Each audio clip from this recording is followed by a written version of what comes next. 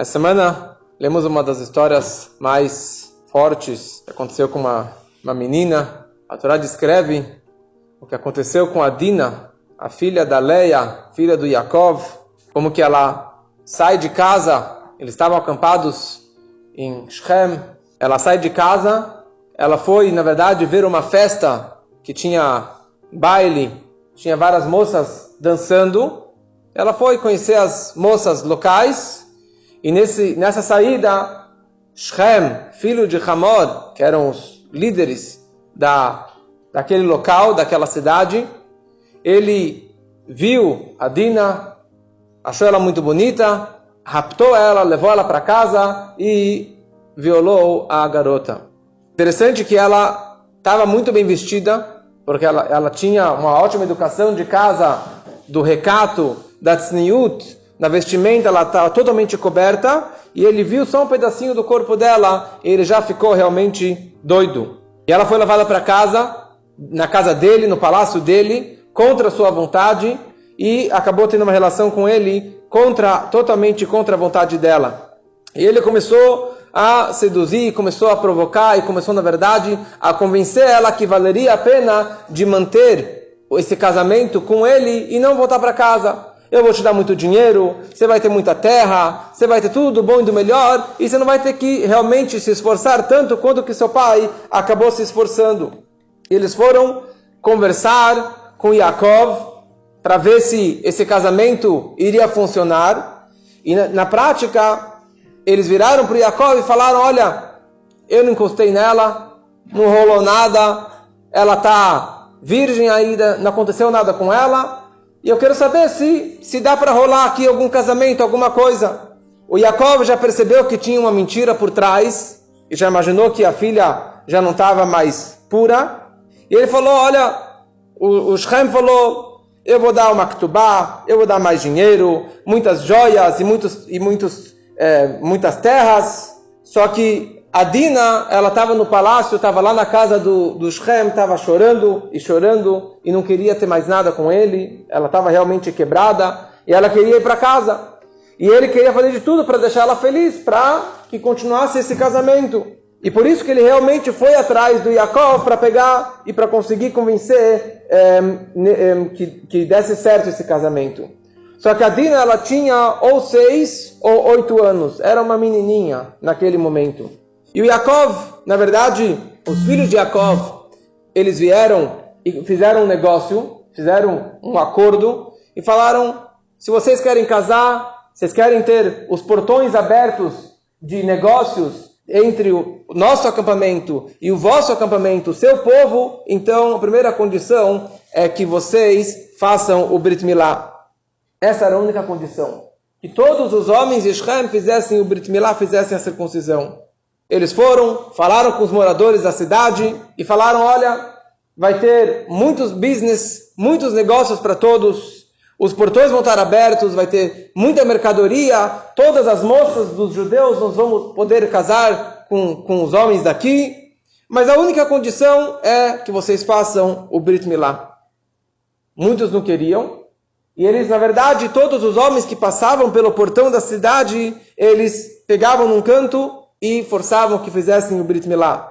Quem foi o Mohel? Foi os filhos de Yaakov. Eles fizeram realmente esse Brit Milá de todos esse povo. Eles fizeram 645 homens Brit Milá, 275 crianças fizeram Brit Milá. Em 2 dias fizeram quase 1000 Brit Milá. Fora o pai do Hamor, quer dizer, o avô do garoto, né, do Shem, ele chamava Hideken, e seus outros 6 filhos, eles não aceitaram fazer o Brit Milá, foram contra a ideia do filho e do neto, e eles viraram para o Shem, viraram para o Hamor e falaram: vocês estão apaixonados pelos judeus? Vocês gostam dos judeus? Agora só por causa de um casamento vocês vão fazer o Brit Milá em todo esse povo aqui? Que história que é essa? Vocês estão se convertendo ao judaísmo? Vocês sempre odiaram eles. E que negócio é esse? Faltam mulheres bonitas aqui ou no Egito para vocês casarem? Eles falaram: olha, na verdade a gente não está apaixonado pelos judeus, a gente não está se convertendo, mas a gente vai voltar para a nossa religião. Foi só algo momentâneo, que esse foi o business que nós fizemos, mas agora a gente está meio que preso na cadeira, a gente não consegue sair da cama, porque eles estavam logo após a cirurgia, logo depois da circuncisão.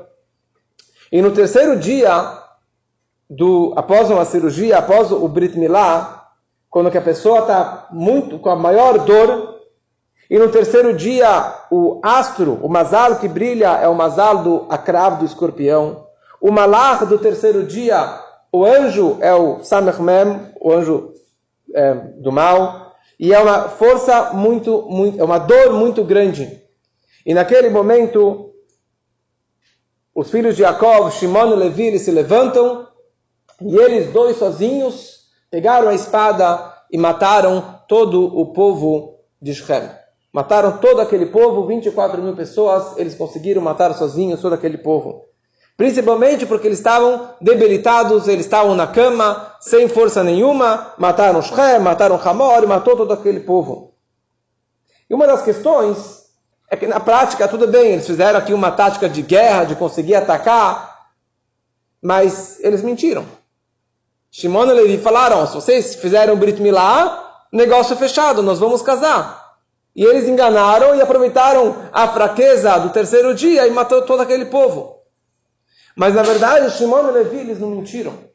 Shimon e Levi falaram o seguinte, olha, não podemos, nossa irmã não pode casar com uma pessoa asher lo orla, uma pessoa que tem o prepúcio, uma pessoa que não tem o Brit Milá, nossa filha não pode, nossa irmã não pode casar.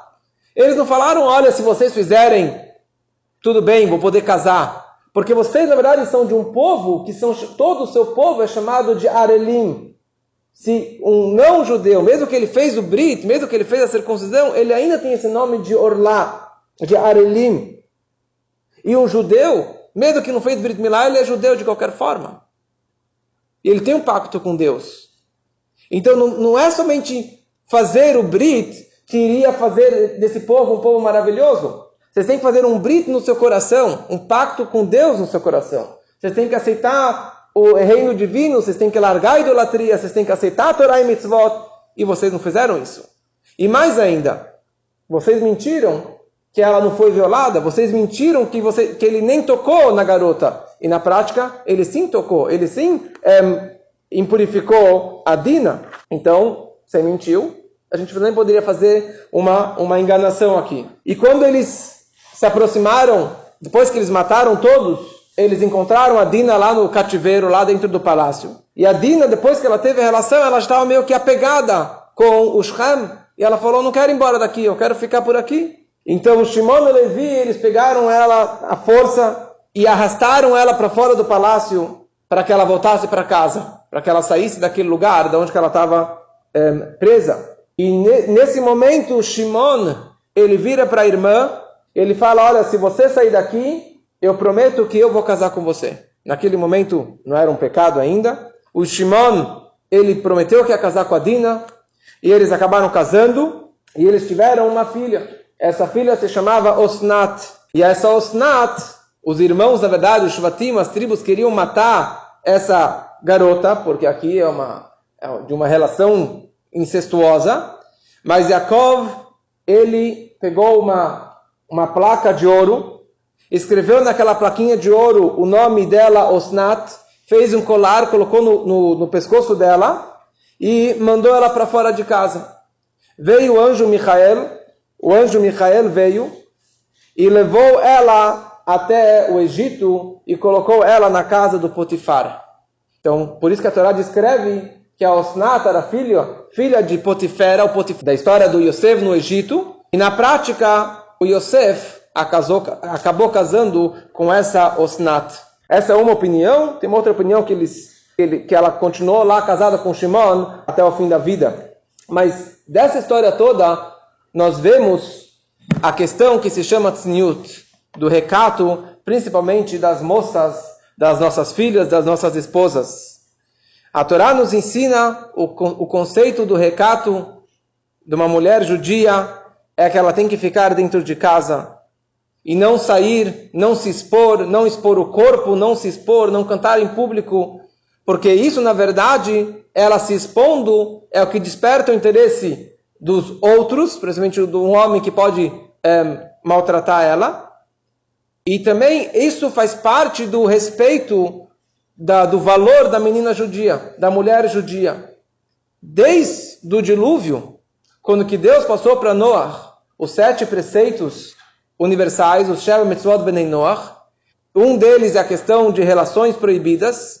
As pessoas acabaram acrescentando mais regras e mais leis, principalmente em relação a toda a questão do incesto, de Gilui Arayot, de relações proibidas.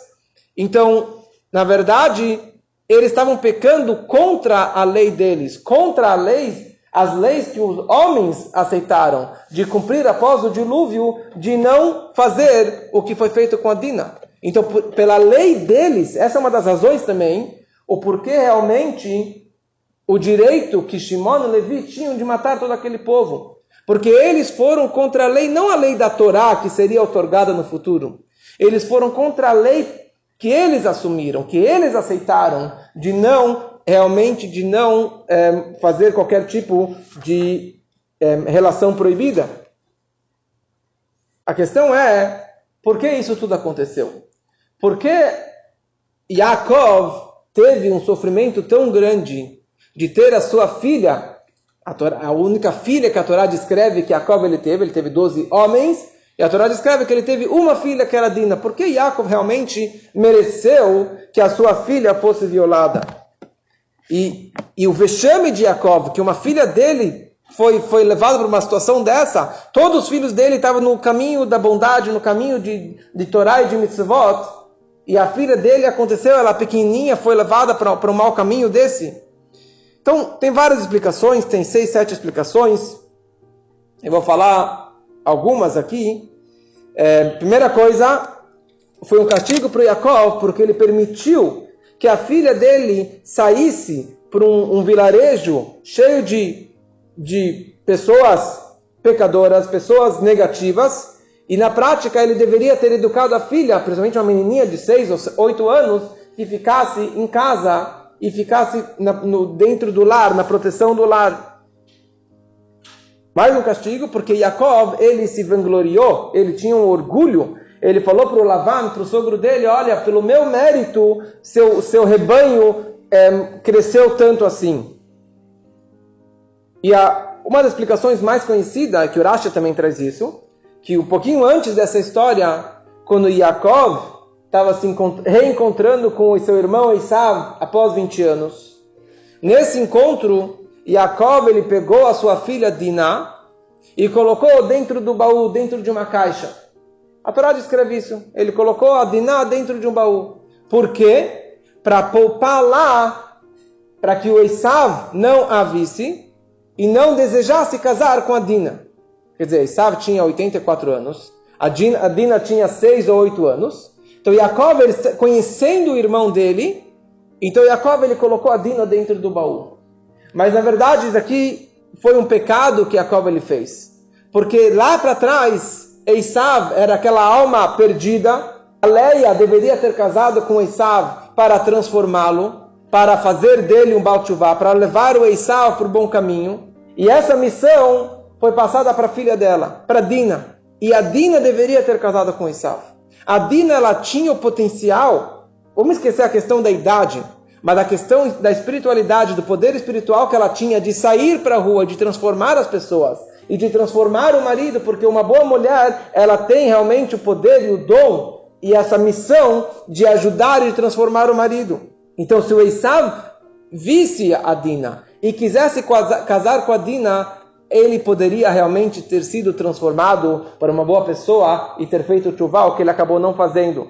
O Yaakov, o fato que ele não deixou a Dina casar com Esav, que o Esav enxergasse a Dina, ele proibiu ou ele evitou que isso acontecesse, que essa transformação e que esse retorno do Esav acontecesse na prática. Então por isso que Yaakov ele foi realmente castigado. Mas a mensagem disso é do recato e do cuidado que nós precisamos ter, principalmente com as nossas filhas, com as nossas esposas, com nós mesmos, porque para realmente evitar maiores problemas nas nossas vidas.